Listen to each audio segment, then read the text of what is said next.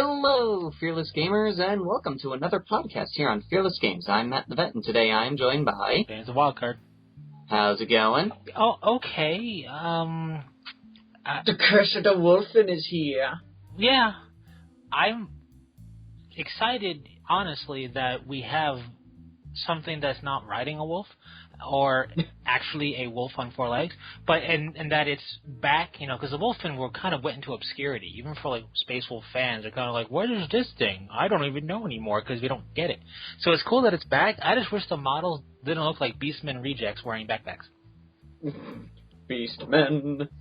Because look, when I first saw them, I went, are those Beastmen? It's really...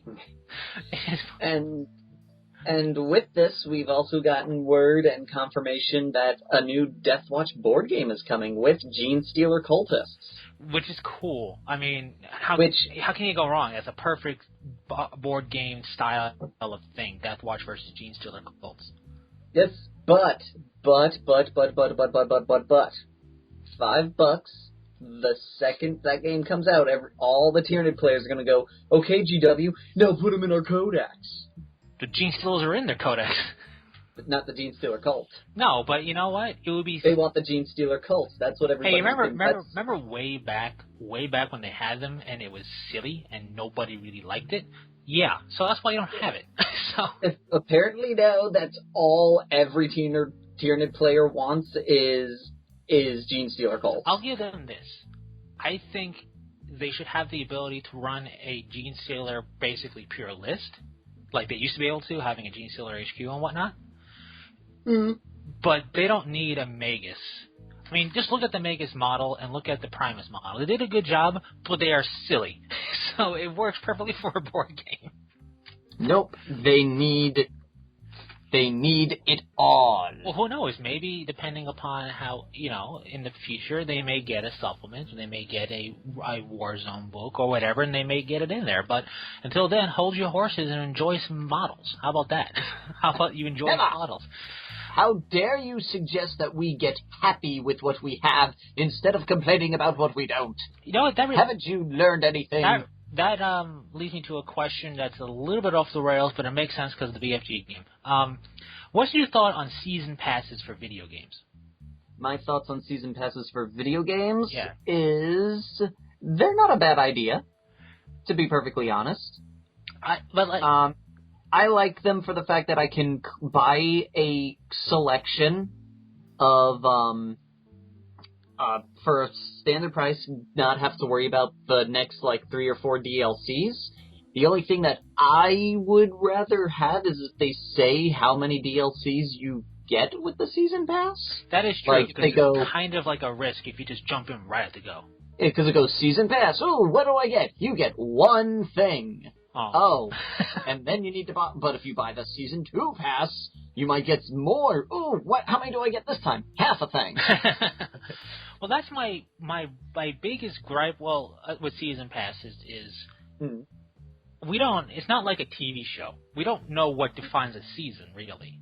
Typically it's a year, but and typically there's only one Season Pass for a game before the game is faded to obscurity and whatever, you know what I mean? But some games that try to go a bit more long-term and whatnot, it's like you have seasons, you have multiple seasons, and you have to buy multiple passes, if it's expansionary type stuff, like full-on content drop, like, hey, we've been working on stuff. For example, if we had StarCraft nowadays and you bought the Season Pass and part of that was Brood Wars, right? Mm-hmm. Cool. Fantastic. And then the next Season Pass was, let's say, Wings of Liberty, just give Boone and all like that. Makes sense.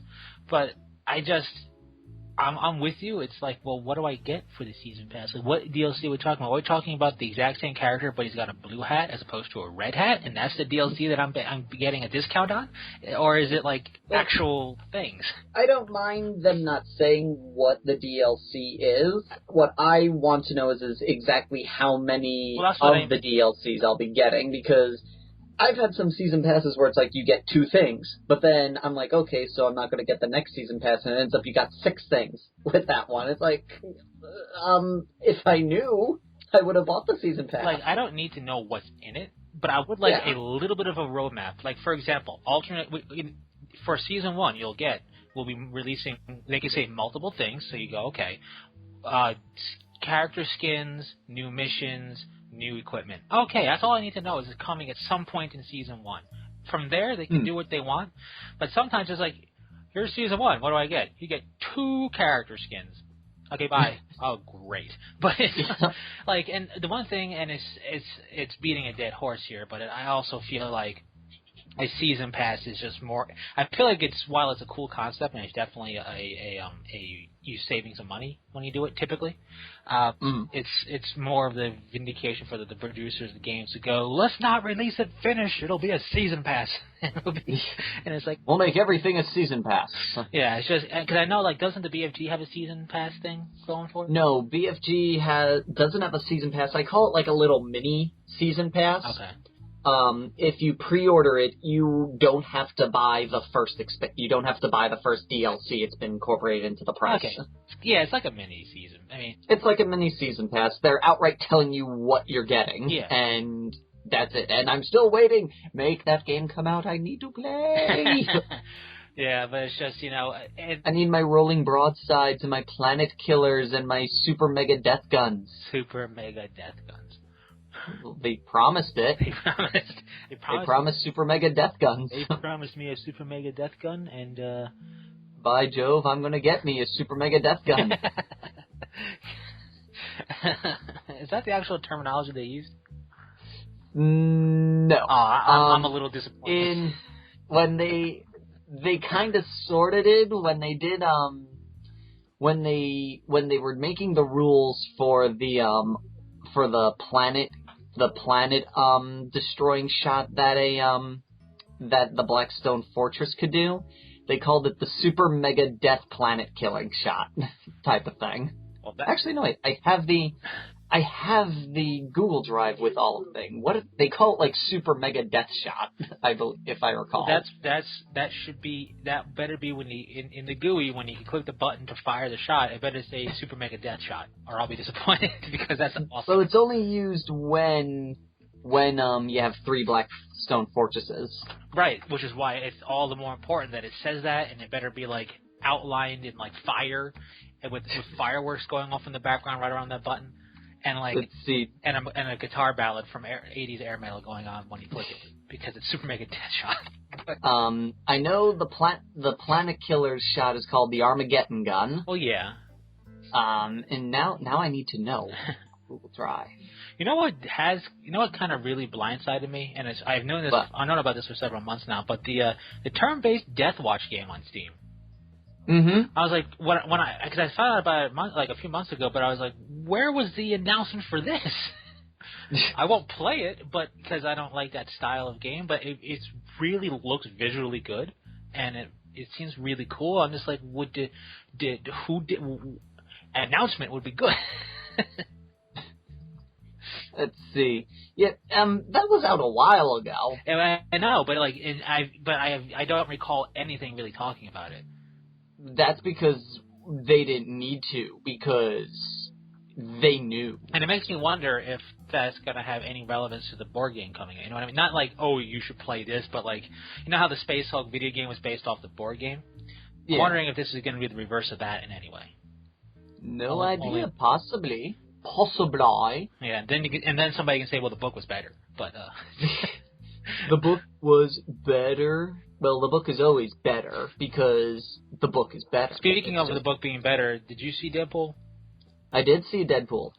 What'd you think? That movie was Deadpool.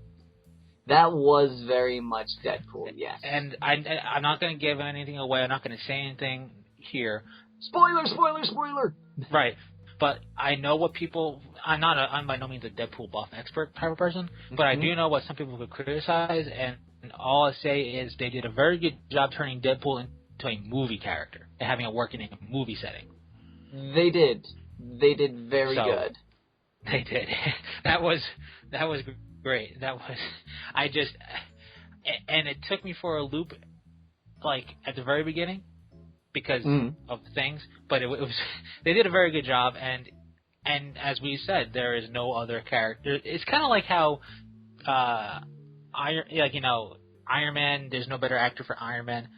For Tony Stark. There's no better actor here for Deadpool, in my opinion. Ryan Reynolds did a very, very good job. He did, and now I can't remember Tony Stark's real name. Robert Downey Jr. There it is. But he did it, like, I really... It's kind of like Arnold Schwarzenegger's The Terminator. You know that if they're ever going to do anything in the future, he will have to relinquish that title for reals. And it won't be the same, you know. And if Tony Stark ever gets played by not Robert Downey Jr., I'm sure they'll find somebody to do a good job, and I'm sure that will inevitably happen 20 years down the line if they want to do Iron Man reboot. Yeah. But that's a bit like he owned it, and that's going to be tough shoes to fill. Much like if Reynolds did a great job with Deadpool, and what was really also really good about that is the fourth walling that he did. It was just enough. It was phenomenal. Yeah, it was a perfect amount, and what I really like about it is it made no apologies for itself. You know, like some movies through you can tell like they're not coming out and saying I'm sorry for making a silly pun or making a really ridiculous offhand joke or whatever it is. They kind of like make up for it in the movie. This movie makes no apologies, and that's fantastic. Oh yeah, they're just like whatever. If you don't like this movie, you clearly didn't know who Deadpool was, so get out of here, kid. It's basically how the movie is. Yep. That made me happy. It really did. But yeah. So that's that. Any luck on the Super Mega Death Gun? No, all my stuff is on my external hard drive, which I don't have any here. But I'm pretty sure they called it like Mega Death Shot or something. Like they gave it like a non 40K name. They just went, it's the Super Mega Death Shot that it does in the fluff. That's rules for Deathwatch Overkill models. Yes, but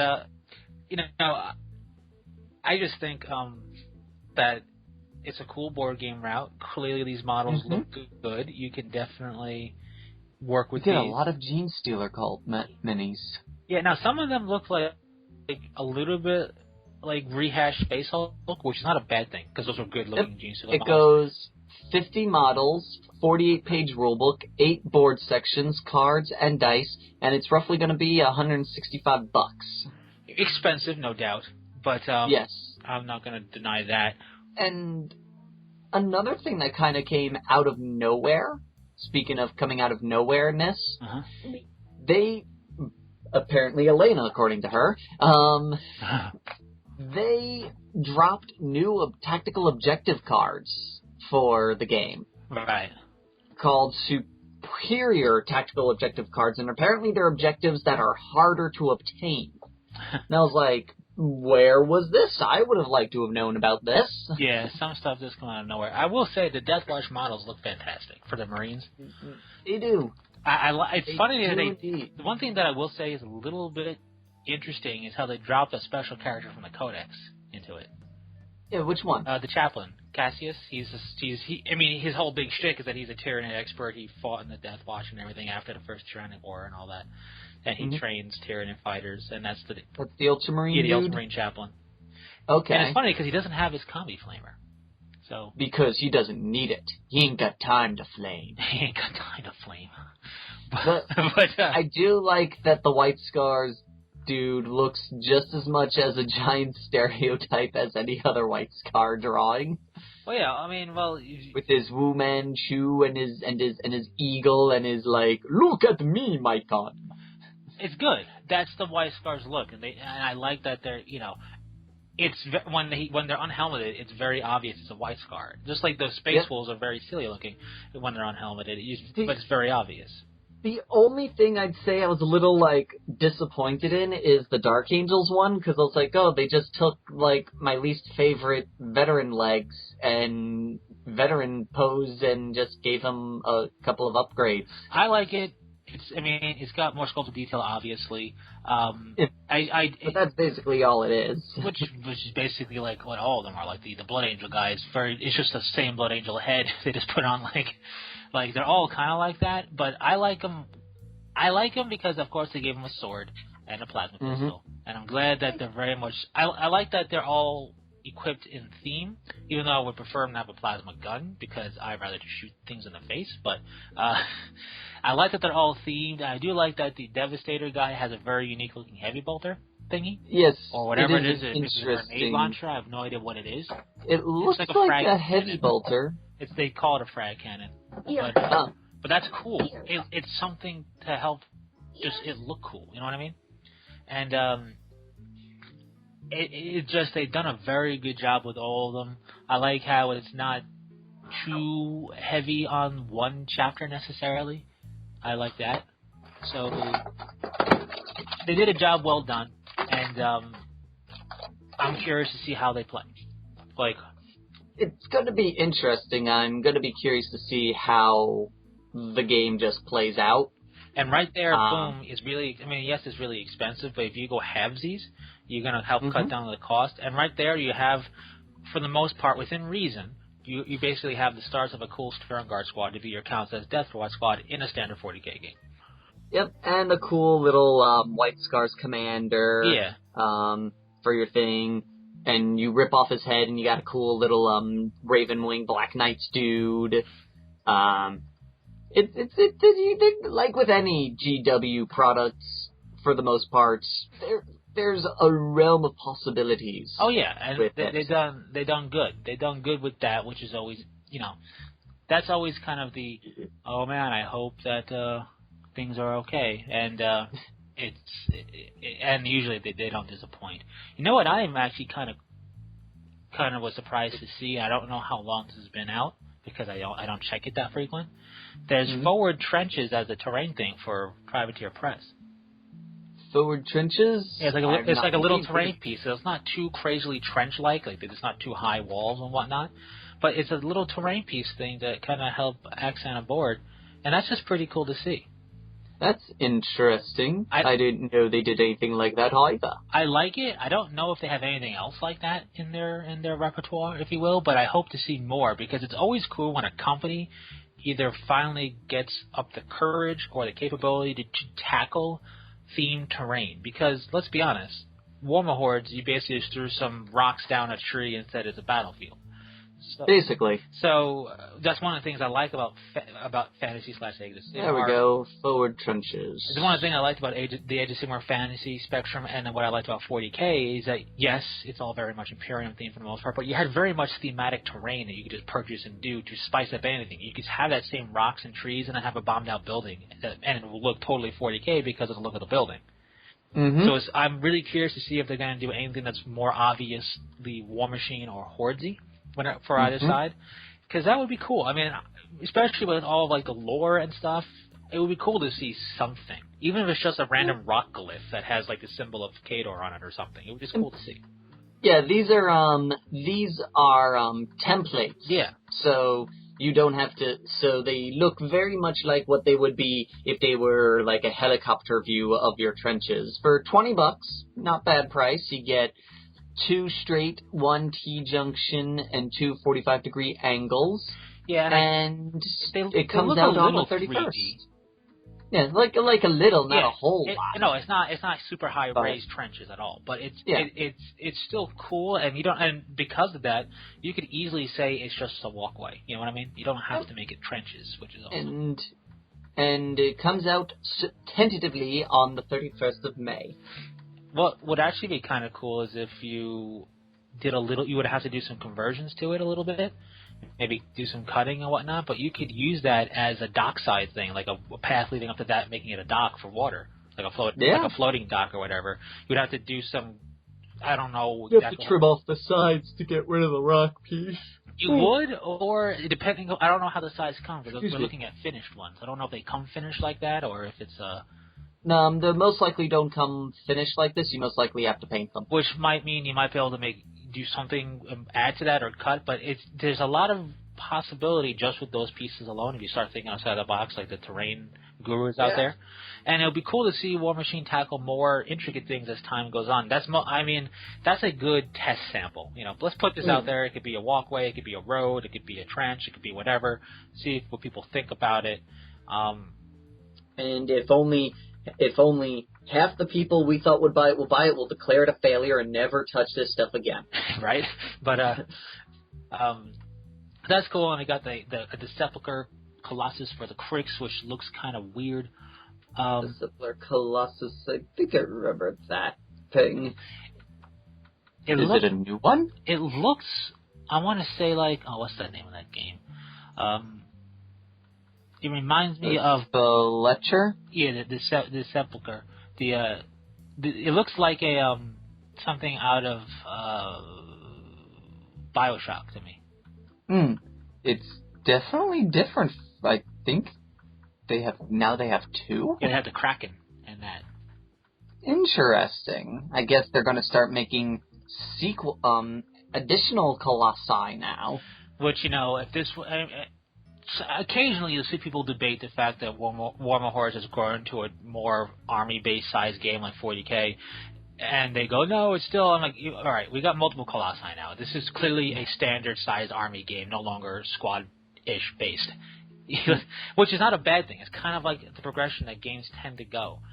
Yeah. Purely by accident, if you think about it, because what's one way to get people to buy stuff? Make new models. Make more models. And make things bigger. Yeah, make bigger models, impressive models, wow factor models, and just make more units. So when people collect more units, they're going to have more stuff. So your game, even if you're playing a standard-sized game, you're going to have eventually, if you keep collecting, 3 times the size you need. So it's only natural to go 3 times bigger and play. So... Indubitably. Yeah, and a new convergence for Warcaster. The Forge Master Syntherion Convergence Warcaster.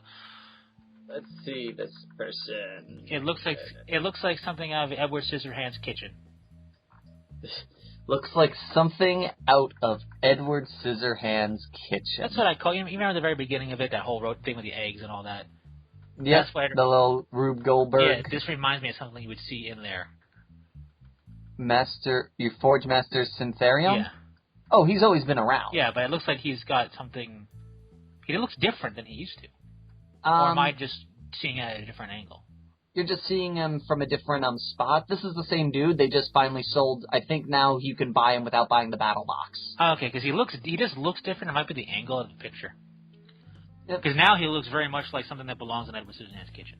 Yeah, no, this is pretty much the same model. Yeah, now it definitely looks like something that pretty pricey for a caster. Oh, because now they gave him the thingy so he can float.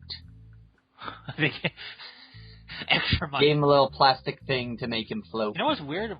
Those plastic things, I can't tell if it's just the way the picture is when they show you the plastic things, or if they paint it to be metallic, like the thing that's floating. I have no idea. But I cannot say. Like when you look at it on some other different units, yeah. It looks like they paint it, which I'm like, what? But other times it could just be, again, the angle and the plastic. It could be very shiny plastic and look metallic that way. But yeah, he looks like a kitchen appliance now. He does like his little pocket knife hands. His pocket knife hands. What do you want? Want to open a bottle? What do you want? Make some eggs? What do you want? Tenderize a chicken? Come here. I got this for you. He also makes julienne fries. He better. I mean, it's got enough freaking attachments. He better make the best. He will not break. He will not be broke. He can cut through the concrete and still slice a tomato. Delicately. I love those infomercials where it's like, watch me hacksaw through this piece of concrete and then cut a tomato afterwards. And still gentle enough to slice through a tomato cleanly. Yes, and skin it. I miss those commercials. One thing that I'm a little upset about right now is GW is doing something in Europe, and we in the U.S. can't participate. Well, that's what I mean.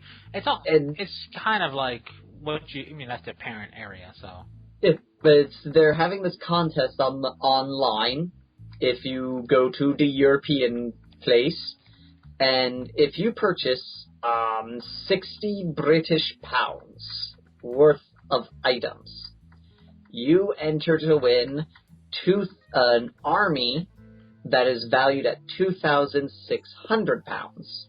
So 2 models of any choice. So you spend $100 essentially in American money. You get $3,700 worth in U.S. currency worth of models to just build an army with.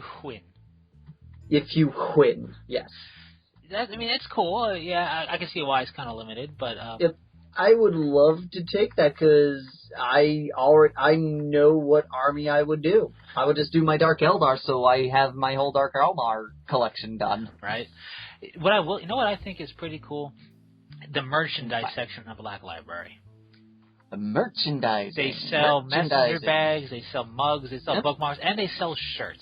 Now, these aren't the shirts like that we've seen that Forgel used to sell, or we see at weekenders and stuff like that necessarily. Or the ones that they usually show on the White Dwarfs. Yeah, but these are still some cool shirts in the beginnings, right? This is still very much this is in its infancy still.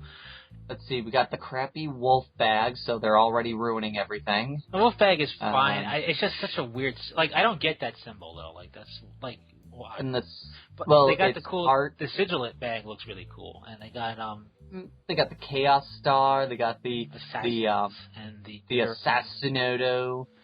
They got the Teneth Knife T-shirt. I really like the Corn Skulls T-shirt because it's the corn symbol out of skulls. I like the Horus Heresy mug. The mugs are cool. I like the mugs. And the bookmarks are also pretty fancy. Yeah, they are. I like the mugs. Knight Errant mug is cool.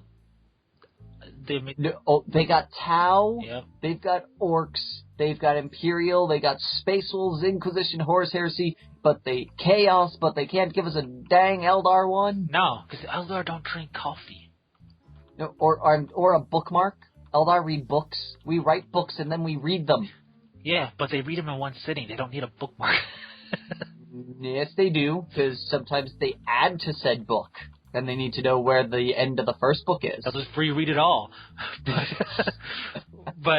it's a very good beginnings. I hope to see this line branch out and become bigger or have some stuff for like certain seasons and whatnot.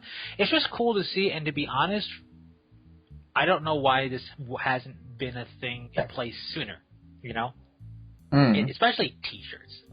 We are gamers. Gamers love wearing gamer T-shirts, you know, for video games, Magic the Gathering T-shirts for all the rage. All these, you know, it's just like, hey, we make product. Let's make T-shirt that has a symbol of said product, and people will buy it and wear it. And it's like, this makes perfect sense. Let's wait 10 years to do it, and it's here. But back in the day, Forge World did have like keychains and some shirts and stuff too. Huh? Yep. So it's looks like Black Library's taking up that slack. Oh, interesting. It looks like they are making a Codex Space Marine Wolfen edition, basically an update to the Space Wolves Codex to incorporate everything from Curse of the Wolfen. Yeah, which is cool. Which is good. They should do that a lot more. There's something interesting with the whole Curse of the Wolfen coming out. Someone made an interesting theorizing the theory of that Azrael will die at the end of Curse of the Wolfen. Thoughts? I find it really tough for the game to kill off special characters with models and roles. It's not something uncommon. I mean, they do have that Blood Angel dude. Well, that it is uncommon. Is dead. But even when he's dead, he's still him. You could play him, which makes, you know, like. Yeah. But he's been dead since like 4th. Yep. Well, that's what this is. Like he'll still be around, but in the story they'll kill him off. I've never liked that. You know, with Eldrad, I don't know what his story is anymore. He's alive now because he died during the 13th Black Crusade, and they rebooted it to before the 13th Black Crusade happened, so he's not dead anymore. Well, okay, that's one thing I will say with the timeline. It's very confusing because even when they rebooted it, because in the past, for those that don't know who are new to this game, the 13th Black Crusade happened. It was defeated, and that's where the timeline ended. Basically, they during the Age of Third, near the beginnings of Fourth Ed, they had an event called the Eye of Terror, where the 13th Black Crusade happened. And then there was a whole big controversy about what happened anyway. Long story short, it ended, and 4th edition accounted for the events of the campaign that they did. It basically took them until 6th to really kind of say, because like in 4th, 13th Black Crusade happened. 5th, it was like, stuff's happening. Who knows? 6th, it's like, the 13th Black Crusade is going on. It hasn't concluded yet. And now they went from 7th and some codices where they're actually fighting the Black Crusade to when it hasn't happened yet. It's really confusing. It's because supposedly now certain codexes are now progressing the story arc. And with Eldrad is now alive because in the Eldar Codex, the event where he kills himself hasn't happened yet. See, this is the one annoying factor that I've always kind of been a pet peeve of mine with the 40k codices is like one codex, 13 Black Crusade, they're preparing for. Another codex, they're en route to fight it. Another codex, they're halfway through it and they're getting beaten horribly, right? Or something like that. And it's like, let's just pick a time for all codices to say we are in, and then progress it with supplement stuff at the very Never. And that's why I guess we're now, I guess the 13th Black Crusade is on the rise. And, yes. And the last codex around, which was, the Dark Angels, was, I think, the last real, 7th Ed upgrade codex. We had the Tau. But it was the Tau, they kept the same codex, they just updated the rules and threw in the formations. Also the Tau. Well, I mean, which is an updated codex, but the Tau also weren't in the 13th Black Crusade, so they wouldn't really make mention of it anyway. The Dark Angels, Azrael was sending the rock to the Cadian Gate. Oh yeah, I know. Basically, Azrael gathered every successor chapter under his might, and they all went as one. But that was the most current event going on, is that he's sending off to help bolster the forces in preparation for the assault. Yeah, the Dark Angels basically cast off their illusions of being independent with everything, and everything is going as one massive legion now. Yep. They're all and different then they took a fork, left at Albuquerque to deal with the Fenris. Well, listen, they wanted to see that gigantic ball of yarn, okay? It's a huge attraction to... And they need an excuse to beat up some space pups. Which is whatever. I'm not going to continually rehash that joke, but it's because it's been 20 years in the making. But it's just one of those things where the timeline needs to progress forward. It's cool that it is, and if they're going to kill off a character, right? Kill off the character, like Naaman. He no longer can be taken. It's been like that for several editions. Get rid of Tycho. Give us a replacement, right? Yeah. Moriar, there's no Moriar anymore. I don't even know if he's still alive or in his. I don't even know who that is. He's a dreadnought. He is a Death Company dreadnought Moriar, the Chosen. He had special funnels fitted so he could drink the blood of his enemies as he rips them apart as a dreadnought. And he was in the 3rd Ed Codex, and then he just kind of fell off the face of the earth. And I'm seeing what happened to him. I don't know if he's alive or dead, but my point is you can't take him anymore. If he's dead, fine. If he blew up, whatever. But the story in the Codex for Captain Tychus is that he died. And it's like, so why can't I take him? The last time Moriar, the Chosen, was mentioned was the Blood Angels 5th Ed Codex. Yeah, mentioned, but he doesn't have rules. Yeah, and he's mentioned on page 68. Yeah, it probably is. Hey, Moriar's a Death Company dreadnought. Next, and it's just like, but let's see. Field is defending a rage. He was once the captain of the Blood Angels 4th Company until he died fighting the Eldar. Yeah, so but he was a dreadnought and whatever. He went into obscurity. If they're going to kill Azrael, which one thing I find. The Imperial Fist Chapter Master has, in the fluff, died and been replaced. Vladimir Pug is no longer the Imperial Fist Chapter Master, but he never had rules, so it doesn't really matter, right? Yeah. I don't think they'll kill off Azrael unless it's to reveal an even bigger thing, right? I don't think it'll just be up and he dies because they needed vengeance on the Dark Angels from the Space Wolf Protector or whatever. I don't know it'll do that. I feel if he could survive fighting against Karn, then they're going to keep him around.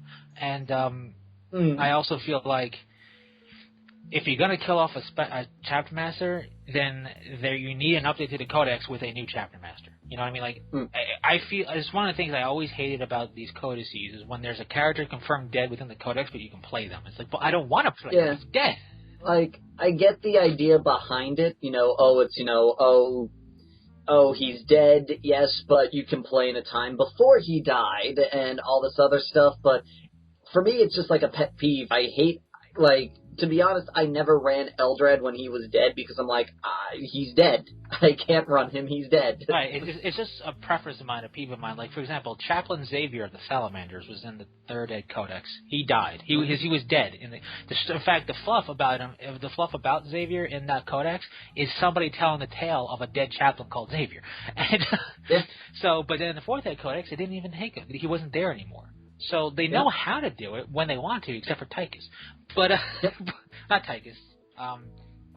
Tycho. Tychus is Starcraft. Tycho. Yes.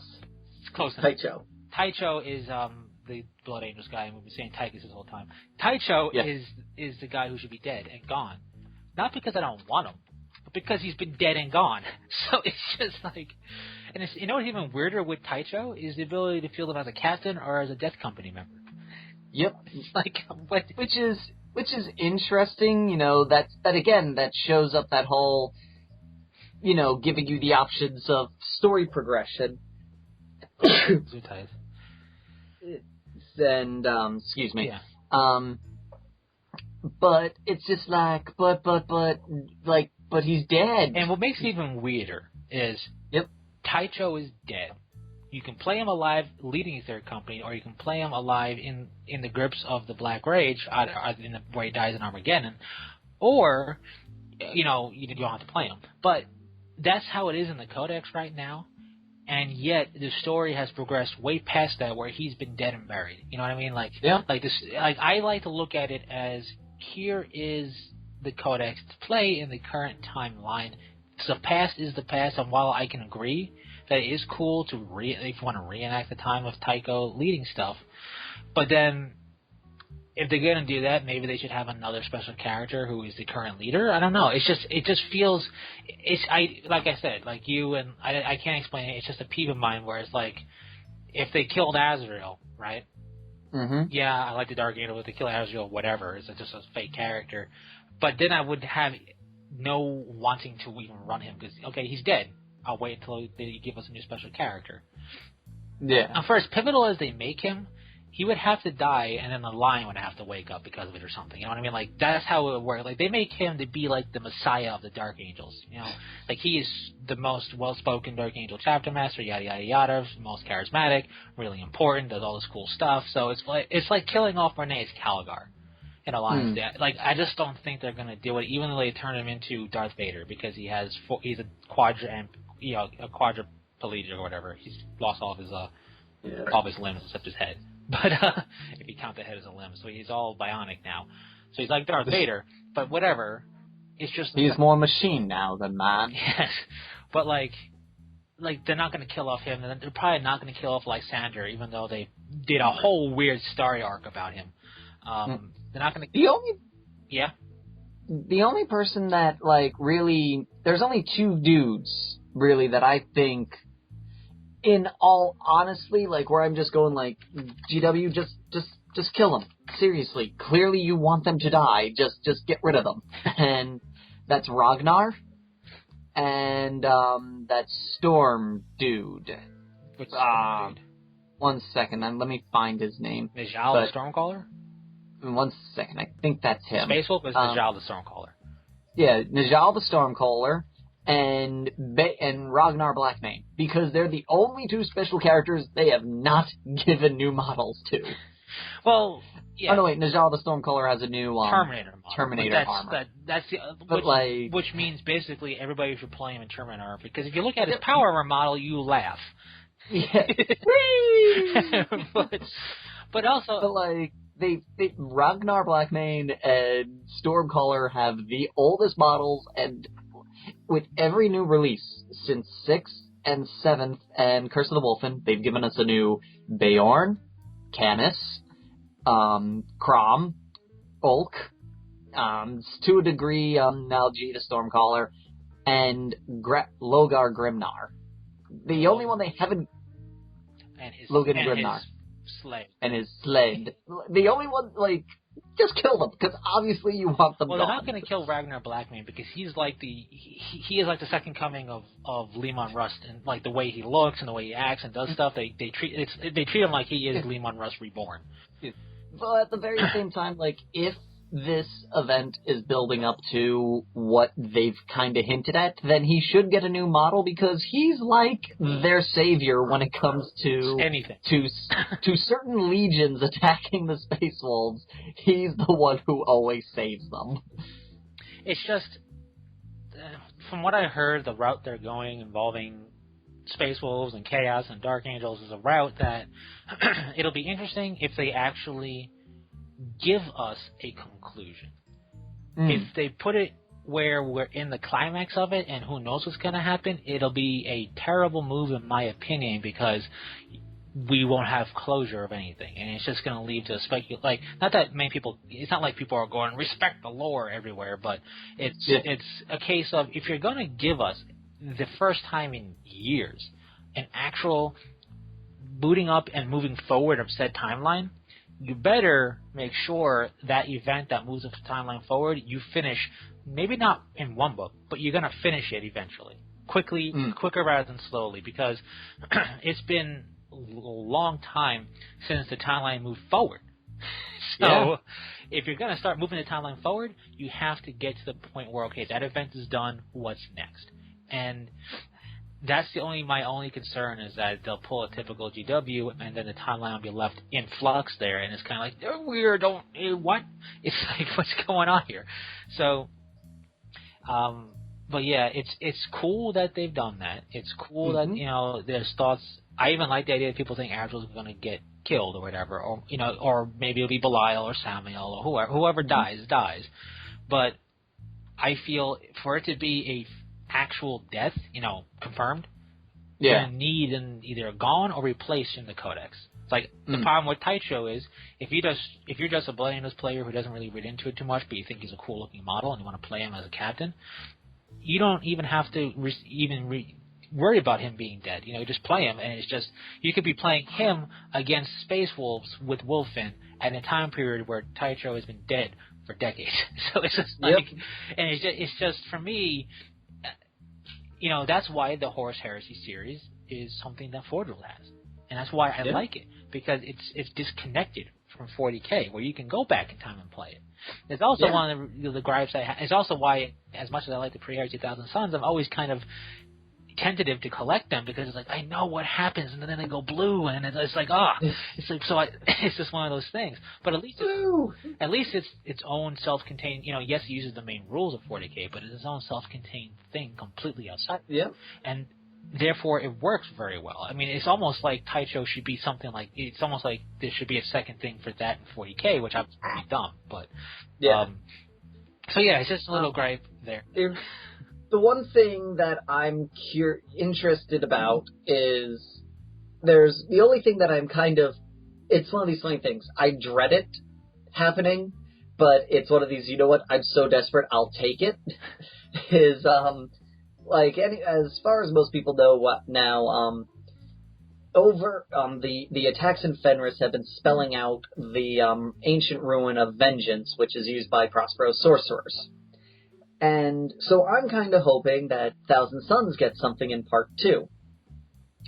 My big worry is that it's going to be Maddox, because he's probably the crappiest crappy Thousand Suns sorcerer that was ever invented. But he's the only one who attacks Fenris now. But at the same time, I'm like, you know what? It's better than nothing. My only concern with the whole Warzone book stuff is what I call the D&Dification of this game. And yes, they're making the Curse of the Wolf and Codex type book, which is cool. That's here, so you can just get it all self-contained. But that's also kind of, if I was a Space Wolf player, I go, so I got to buy another Codex. Okay, fine, whatever. Even though it's not an update, at least I get the rules. I don't need 2 books. But what's going to happen? You know, I don't know what's going to happen for Chaos Demons. What's going to happen for Book 2? Like, if, like, okay, Book 2, are they going to introduce more Space Wolf stuff, so you got to buy yet another book or a third codex? Are they going to, and then now you have, let's say, Thousand Suns come into the mix, right? Now you got to purchase that. It's just, typically with these campaign books, everything is kind of like a one-shotter. So, Curse of the Wolfen. Curse of the Wolfen Part 1 gave us Space Wolves and demon stuff.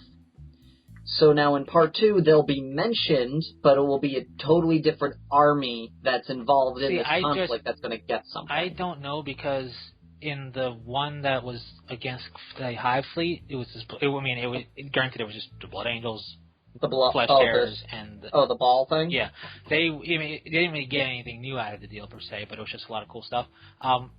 But like, this is very much a Fenris. It's a Fenris story. It's gotta bring the Space Wolves into it. But this is going off of the Tau thing, because in the Tau one it was the Tau, and then and the Space Marines got something in part 1, and then in part 2 it was the Imperial Guard that got something. Yeah, I just feel like this is a bit of a different case when you're dealing with their system. You know what I mean?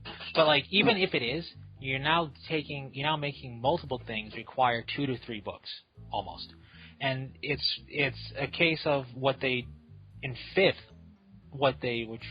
started in 5th and kind of carried over up until like mid 6th is less books is more. You know what I mean? Like, let's get it more contained and more manageable. And it's not just the Warzone books.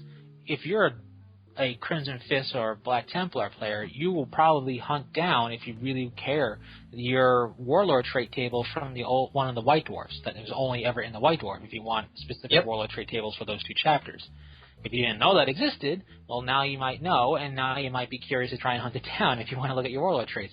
But like, then you have Warzone Fenris, you have the Warzone thing for the Tau, and now you just have like, it's like playing D&D. I'm playing a Paladin and going, so I got the 17 books I need just to make a Paladin. Sweet. It's just like,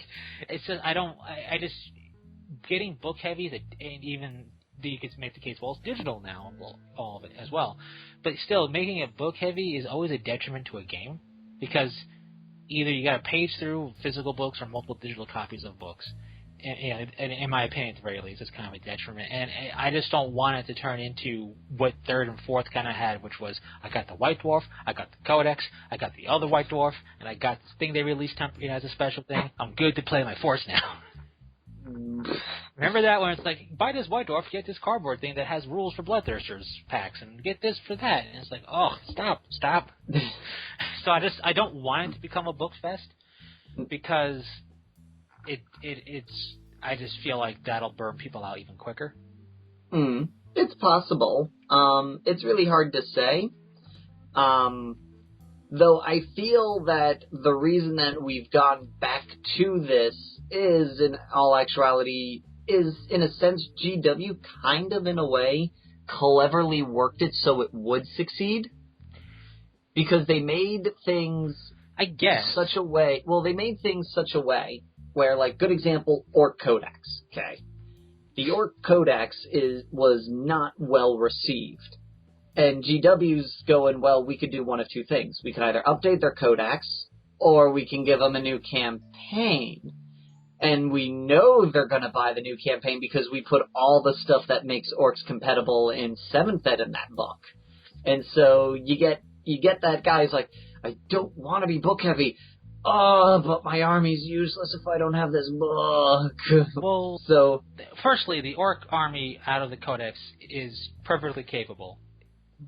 That's always a case of people, flipping commotion. Secondly, they have a supplement that's now been updated, just like the Farsight Enclave supplement's coming out updated.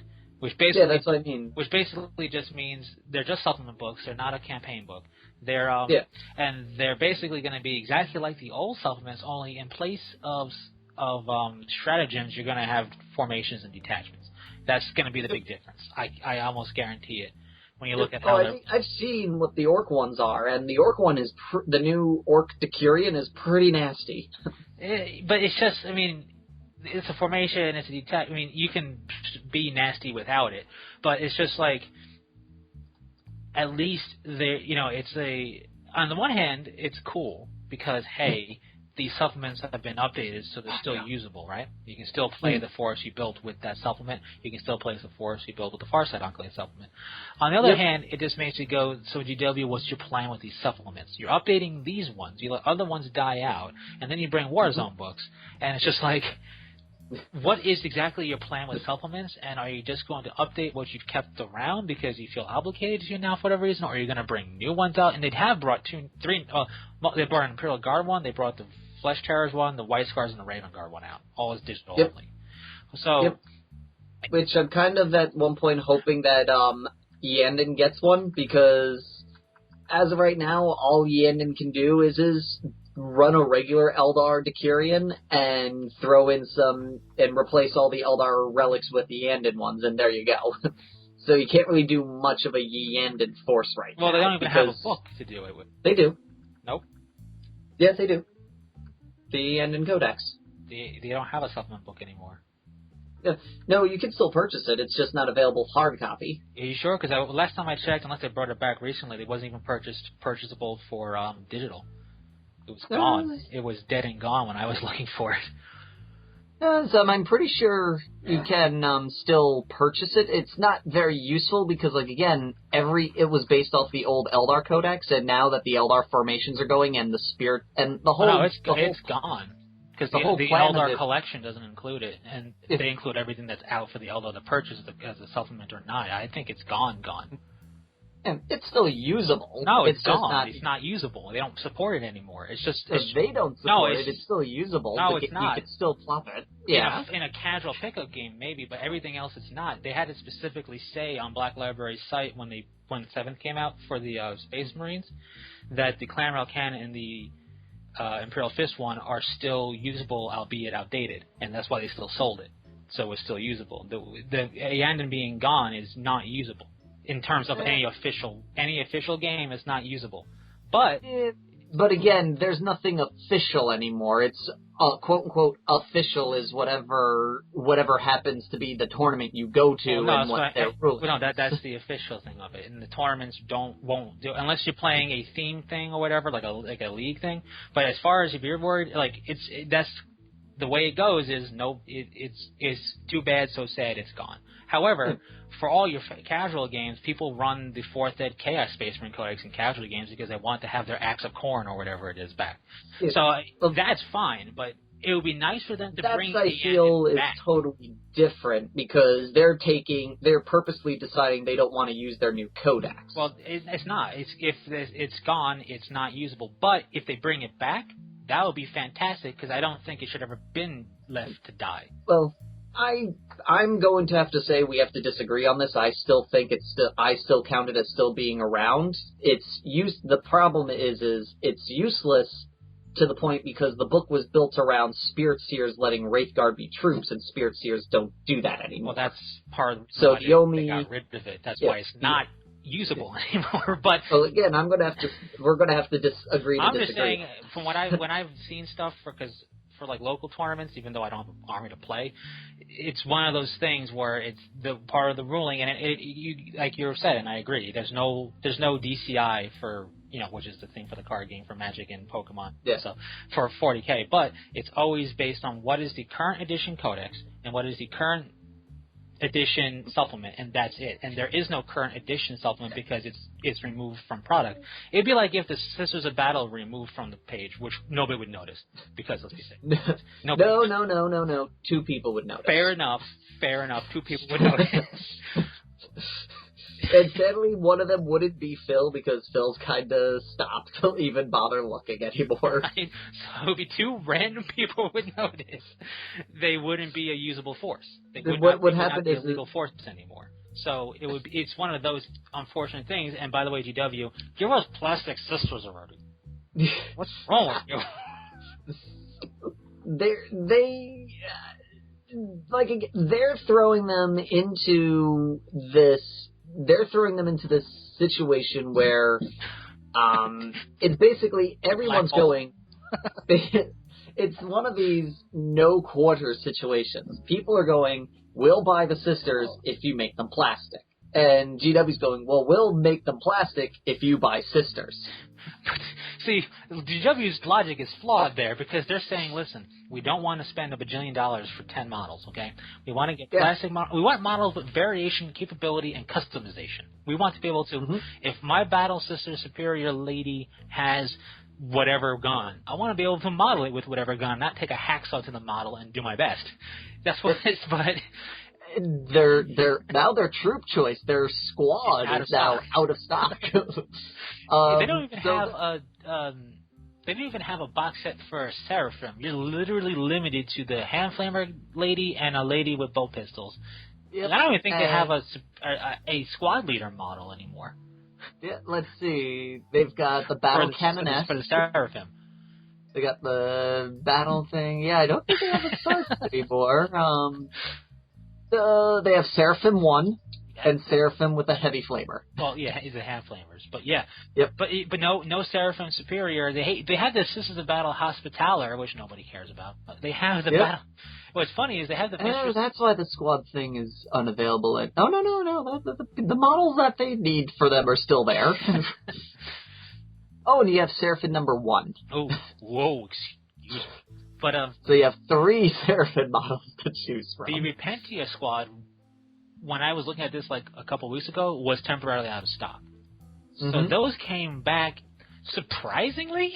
Like, why would they come back? A, B, they still came back as metal. They didn't even come back as fine cast. So it's just not like what made them leave stock. Did you just decide to go? We don't want to make them anymore. And they're the only ones where it's a box of 3. Yeah. Like, if you buy a Sisters blister, it's 3 Sisters. And I will say I give props to the few sister players out there that still, like, because they still have these, like, mass campaigns. Yeah. Oh, no, wait, they have a Sister Superior. Oh, they have a regular Sister Superior. So throw a jetpack on her and bam, she's a Seraphim Superior. How are you going to get that jetpack? You gotta buy 2 Seraphims. What are you going to do with the second Seraphim? You're going to do nothing with it. You're going to make it into a corpse to represent your real army, which is a dead sea of corpses. Or put it on your Grey Knights, because they need purifying blood. I give the Sisters players credit for every so often they'll basically do a purchase protest. One dude will go, okay, everybody, buy the Sister with Stormbolter 2. Everyone, just order it. And then immediately send an email to GW, because the hope is with the number of orders that they make, they'll start canceling orders. And you send this letter going, GW, it's okay if you have to cancel my order. I'm fine with that. I just hope that you now recognize that there's still a demand for the Sisters of Battle and they're still worth supporting. And GW just goes, oh, thank heavens they want us to cancel his order. Cancel. This is why I don't understand about the Sisters. First off, mad props to anybody who has started collecting Sisters and decided I'm going to suffer through this. I'm going to make it through. There's a light in the tunnel. I will collect this 400-pound army of weight, because that's how much it's going to weigh after you're done. But like, I don't understand why they've been left to oblivion. It's not like they're going, I could just play Stormtroopers and be, they are wholly unique. The one thing that confuses me the most about the Sisters of Battle, they made the new book, the Sororitas book. They made it digital only. Yeah. They didn't update any of the models. In fact, they started taking away models. Yeah, look, their range is like over half gone than what it used to be. So my question to anyone who knows if GW decides to listen to this, like, out there question, if you were going to do all of this neglect to the Sisters, why did you bother making a 6-head codex? Right? Like, it seemed like they put in a lot of work for something they knew they would put no effort into. It is. I guess what they did, I guess they felt, because it's digital only, right? Let's update them to what current gen is playing like. That way, if you still have your models, you can play them and not feel like you're playing a codex that's massively out of date and therefore massively hampered by just not being around for these new rules and whatnot. So I guess in that sense, how much I guess, logistically, how much production time and effort is there to make a digital book. I think the biggest part would be getting it to be compatible with this stuff, but once they have that figured out for the other stuff, so it's just insert sister stuff here, as opposed to others. But my biggest thing for that is this, why, I mean, I don't know their sales, but I also know that GW isn't stupid. They understand how sales work. That's why they're one of the biggest companies now in miniature wargaming. But you have a force that oozes coolness. You have a force that oozes individuality and differentness. Even though you have equipment akin to Space Marines, they have to use them completely differently. Because if you do Space Marine tactics, you're going to get creamed. But, but like... And it was... Sorry? But like, you have... It's not like... For example, I'm gonna probably anger the zealous players out there, Black Templars. I wish they had their own codex, but it's completely understandable why they're in the Space Marine codex, right? Yes. You couldn't do that with Sisters for anything else, so why not keep them up to? Why not update them to get? It's like when Dark Eldar finally got an update, their player base tripled to 12, but like, well, did you? I have something to talk about with that later, but continue. But like, so clearly the Dark Eldar were in that boat way back. We remember that boat. It's like there's a Dark Eldar player. Everybody flocked to the table to see what these models even look like. Wait, how do you play? It's just like, what? I heard tales that they have skimmers like Eldar. I have to see this archaic army. What's going on? But then when it got updated, I actually saw people go out and buy the codex and like a skiff and start collecting. And now they have a 7th edition with a supplement, and it's got enough of a player base. It can happen. Yeah. So, and considering the learning curve for Dark Eldar is massively steeper than Sisters, the only biggest thing for this learning curve for Sisters is when to pop your Acts of Faith and not to play like a Space Marine. Once you figure those two things out, the learning curve is actually pretty small. So I can't guarantee anything, but I could definitely say with some confidence, if they suddenly had a store presence with up-to-date models and up-to-date codex, people would decide to purchase the nuns with guns because there's fire and faith everywhere, and there's a living saint, and their exorcist looks cool, and they're going to shoot things up, and they're fanatical nuns with gun orphans. That alone, people have bought it purely for that fact back in the day. They'll do it again now. Yeah, and I know, and I feel really so bad because I'm reading like these forums. Like, as everyone knows, the next book in the series of Warhammer in Horus Heresy is going to be the Assault on Prospero. Get your tissues ready. Me and James already have ours as we cry while reading that book. But in it, there's going to be the Sisters of Silence. And I'm just seeing in all the forums, Sisters of Silence, does this mean maybe Sisters will get updated? And I'm just like, oh, you poor fellow. That's a totally different army. Yeah, they're completely independent. In fact, the biggest thing with the Sisters of Silence is that nobody knows what happened to them post-heresy. Yeah. It's the biggest mystery that I would love to get answered at some point. But at the very least, their models will be close-ish enough. You could buy them and weep. This will probably be the one time that buying the Forge World 40K version would be cheaper.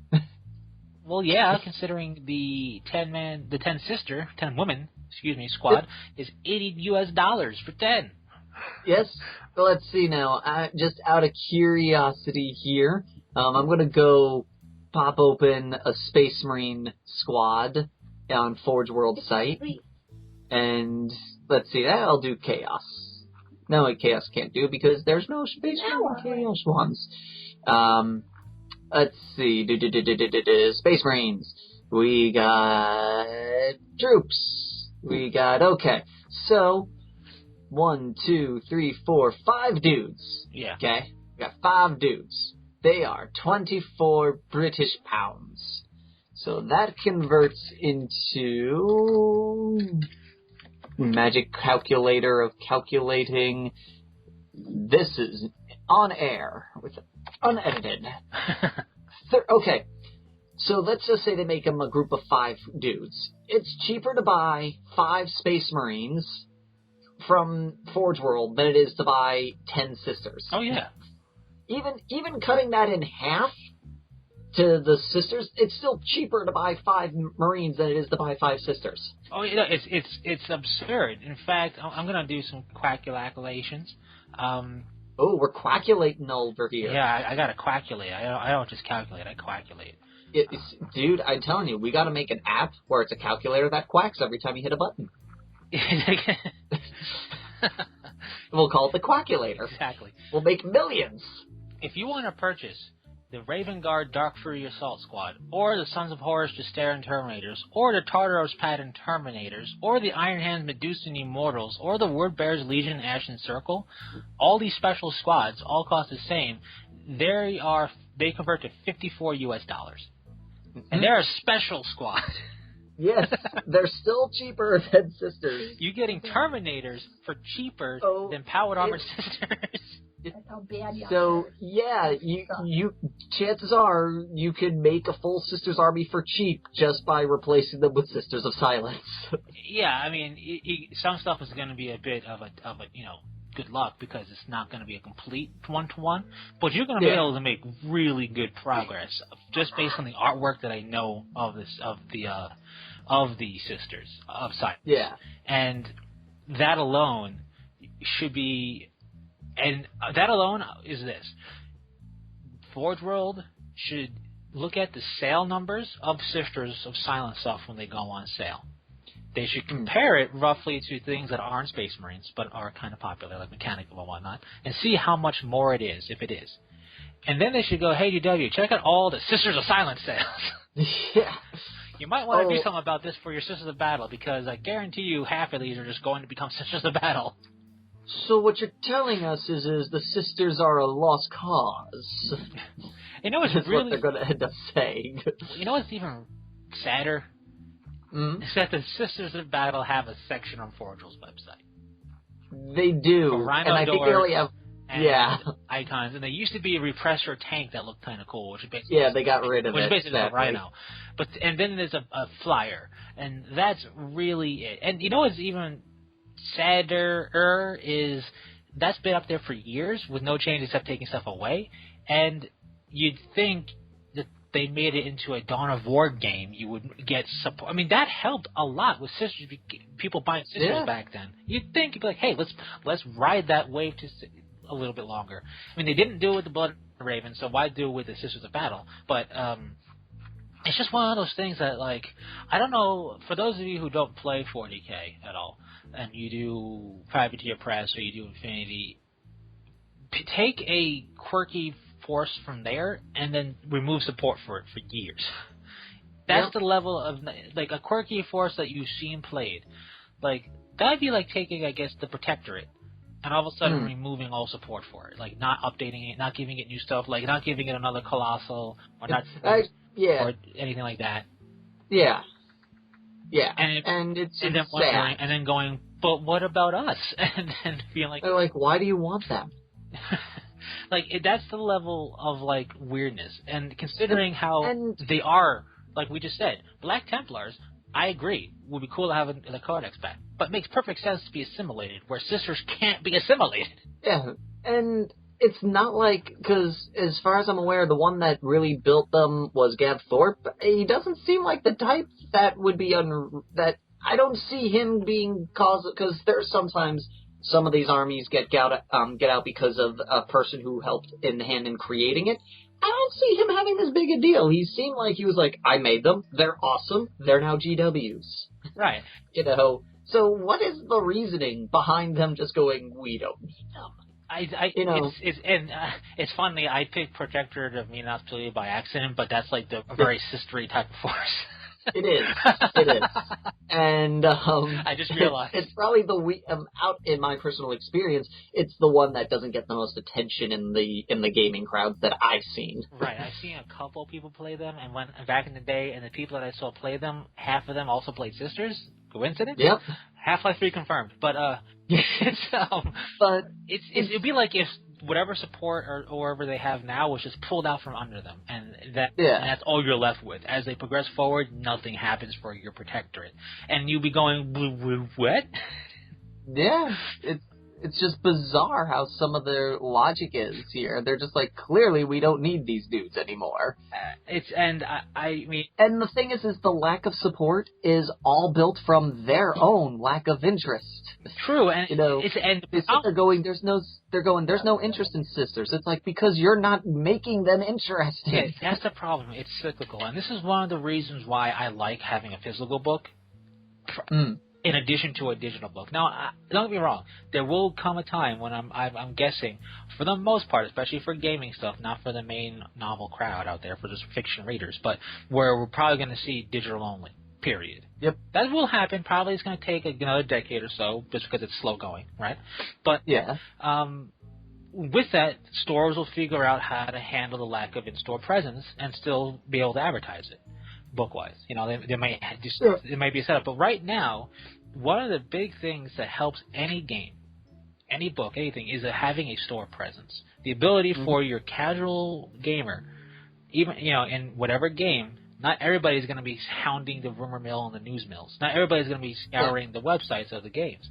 They're going to really see what's coming out by visiting the store. And when you don't have a store presence anymore, or lack of store presence support suddenly happen, you will almost inevitably see a downfall in sales to that particular force. That downfall in sales comes back around to bite itself, like the Ouroboros, because now you are going, well, I'm not selling many of these. I'm not going to stock too many. I'm going to cut down the orders. And then as you cut down orders, you have less store presence than what you had before. It leads to less sales, leads to them eventually being completely out of store presence.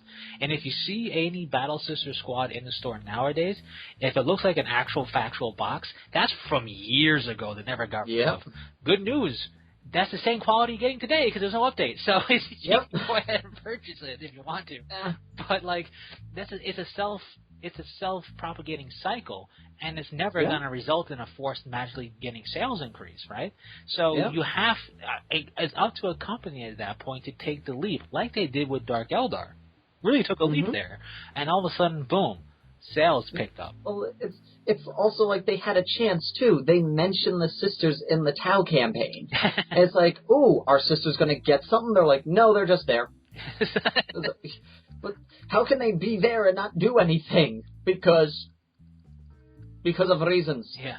Because they're busy. They're busy doing what? They're busy doing other stuff. They're busy doing non-40K things. They're collating their tax report, okay? They're busy. They're very busy. But and what's sad is, even though there really hasn't been much since release, the Mechanicum, which has been a force people have been waiting for having a presence, period, it's got much better presence than Sisters do. Yeah. And, it's one of those things where, again, it's one of the big things that help any force is having a store presence. That's one of the things that, and then having that store presence in a way where it's viewable, right? Chances are, if you walked into some stores that have been sitting around for a while, if you say, "Do you have any sisters back in your archive?" some of them might actually be like, "Hold on, let me dust off the 5 pounds of dust from this box in the basement. I have some sisters." Or they might just go, "Who?" Yeah, they might just go, "What force are you talking about?" Is that from Infinity? What are you talking about? Speaking of, because we are running out of time, but I want to wrap something up real quick here. There is rumor that the Dark Eldar are getting a new codex at the end of the year, which would be odd. They need a 7th ed update. They're one of those 7/6 ed codexes that didn't get any of the 7th ed treatment, so I can understand it. Well, but they came out post 7th ed dropping though. Yeah, but they didn't. But there was before formations were a thing, so they didn't really get anything like that. Right. So supposedly they're going to be getting like the Space Wolf treatment, where they'll just be getting some more formations. Which is, and even that was kind of like, what? Aside from Sisters, right? There's chaos that hasn't had Jack. Yeah. Yes. I'm not saying it's weird. I'm just saying it's not it's not out of turn of what they've been doing. Right. I'm pretty confident that Vec was not taken down because he wasn't popular. He was probably, like, the most beastly of all the characters they had, and everyone loved running Vec. Vec? It was Vec is, the leader of the Dark Eldar. Vec? Vec. Yeah. That was his name? The guy in the ship with the slaves? Yeah, that's Vec. Asdrubal Vec. Okay, I got you. I was like, I wasn't hearing the Vect. I was hearing Vec, like V-E-K-K. Okay. And I was like, who is Vec? I got it now. I'm firing all cylinders now. I'm pretty sure he was taken down because of the same reason of one of the space dwarfs, because whoever made the model left and took the rights with them, and GW's like, well, we don't want to pay that dude, he's mean. Right. Because it's the only logical thing I can see for getting rid of a super popular character. Do you think that with a update to the Codex would be an optimal time to release a new and bring him new model for Vec and give him new rules? And do you think that would be a smart move for GW to do for Dark Eldar fans? Well, first off, just to make sure I'm understanding correctly, he has no rules in the current Dark Eldar Codex. He is gone. Okay. They only have 2 special characters now. Okay. Now, I'm pretty sure when you design for a company, that becomes that company's intellectual property, no matter if you leave or not. Like, depends like on you the designed contract it. thing. It does, but typically, and I'm sure GW would have this set up this way, if you're designing for a game that you don't own, the game owns your designs that were put in part for that game. So it's weird if they got themselves into that trouble, because that's not like them. Yeah, that's the story behind why the squats are gone and why the 5th Chaos God is gone, because the dudes that made them, they had this contract with GW where they owned them. So when they left, they still had to pay them a royalty fee. Well, Malal is still technically kind of a thing, a sentence, a blur, but he's still, I mean, the Sons of Malal are around, so he's kind of still alive in spirit, but he's totally dead, like you were saying. Yeah. And are you sure the squads going away weren't because it was a terrible idea? No, from the stories that I've been reading and researching, because I was interested about this, it was because the person who worked for GW that created them, when he left, it was still written in his contract that even though he was gone, he could get a royalty from their sales, and GW didn't want to pay them because he left on bad terms. Are you sure it wasn't a gift horse? Because that is gone. I'm just saying, I know what you're saying. It's the same example. That's why I think what happened to Vec is a similar situation where whoever helped design him left on bad terms with GW, and GW went, well, we're going to end this right now. I mean, whatever the reasoning is, I think if they're able to remake him, I don't know if part of that legal loophole stuff, Yeah. Well, they should be able to make him, because the model is the only thing the guy owned, because Vec is very much still a thing. He's still mentioned prominently through the Codex. Okay. He's just, they just go, he's not on the battlefield, he's hanging out in Komarov. I think it wouldn't be a bad move. He would just be a Lord of War. Just like, and it's just like, he does kind of lead Kamara, and it's a little bit different from leading a chapter, for example. Space Marine, where he really calms out on only the most important of terms, but that's what a Lord of War is. So to him, he's not really a leader, he's just the dude everyone doesn't want to mess with. Well, that's leadership in the Dark Eldar world. Yeah, and he would be a perfect Lord of War, because you get rid of his whole, he can be on foot, he can be on the vehicle, and just put him on his vehicle. Then they make it a super heavy, and then they've got a really awesome, fluff-filled, super heavy Lord of War for the Dark Eldar. Well, I don't even think he would need to be made super heavy. I just think they would have to just special rule and pimp out his Ravager or his Wraith. Yeah. Like, just all they would have to do is just pimp it out, give it like survivability that would rival a super heavy, because Dark Eldar having super heavy just doesn't make sense. But like based on, like, they don't even have capital ships. But I'm just saying, like, give it the super heavy rules to represent that it's a highly modified his baby. Oh, it should basically out ride. Should be like what Samael has for a land speeder, only more pimped out than that. It's basically what it should be. But like, I think it's especially since it's a bigger vehicle. Well, just because he's basically got a whole troop transport instead of having a land speeder. He's got a much bigger vehicle. It'd be like if Samuel had a special rhino. Yeah. Or if the Khan had a special anyway. But I can't wait to see the rules for that. Right? I do think it would be. There's no reason not to have him as a Lord of War in the Codex. It will be. It will be like, it will be shiny model syndrome for Dark Eldar. There's no reason not to have it. I think it would be fine if they were to if they were to pimp out the Dark Eldar Codex, right? I think including him and with as rules and then a model for him only could help. I don't think Dark Eldar players are going to go, what? He's got a model now, unsubscribe. I think they're just going to not buy it. They're going to go, what? He's got a model now? And either they're going to buy it or they're not going to use him because they don't need to. Either way, people will buy it and people won't. But it definitely wouldn't hurt. It's not like all of a sudden it would shake up the formula that's Dark Eldar. So it would be cool, and it would look, I'm sure, so much better than it used to. So, yeah. He always looks silly in the chair. Well, yeah. I mean, the Dark Eldar Archons always kind of look silly to me anyway. But I don't like the new one at all. But, it's just, I think, sure, bring him back. It's like, just like I would say, sure, to bringing back some other special character from, any codex. Think of anything that had but, I would say sure for bringing back the Doom Rider. Sure. Doom Rider! Bring him back. Why not? I would say okay to, I would say okay to bring back Brother Bethor. Sure. Bring him back as an actual character model. Or, an actual character unit, upgrade. I would say, I look at it as having more Lords of War or more character options isn't going to magically break the game, dilute the game, or ruin a force. It's just going to give you more options to either have or not use. So, bring it on. I say bring on Ashbel back. He was probably the coolest part of this Dark Eldar Codex anyway. Yeah, he was and he was a beast vehicle-wise, from what I hear. Because he was the only vehicle that wouldn't die if you stared at it. So, that's the thing.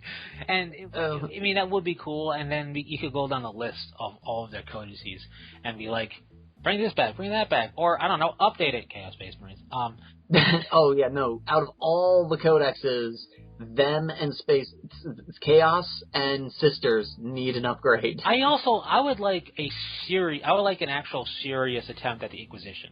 What they got was basically make them an allied thing and don't really worry about it. Just let's rip it out of the Grey Knights and then make it an ally. I would love a serious Inquisition attempt. For real. That would be pretty neat. For reals, where you could just run an Inquisitor's personal army if you wanted to. Not making it be, I kind of have to be an ally or I'm screwed. But making it be I'm an Inquisitor who looks over the sector of space and I'm summoning all of my forces to go ahead and purge that area over there because I don't like its face. That's what they should have. Yes. Ooh, that's a really cool alternate model for Vec. But, so... with that, we are definitely way out of time. Yes. So buy the season pass and you will get. What do you guys think? Would you like to see Vec come back? Would you like to see the Sisters get a new codex? Did you know who they even were? And do you agree that it's a little weird that they made a 6-ed codex and make them the one army that got nothing out of it? Right. So, yeah. And if you're going, who are the Sisters? Exactly. So, thank you all for listening, and until next time, Fearless Gamers, this is Matt the Vet. And the Wildcard. Saying take care. Peace.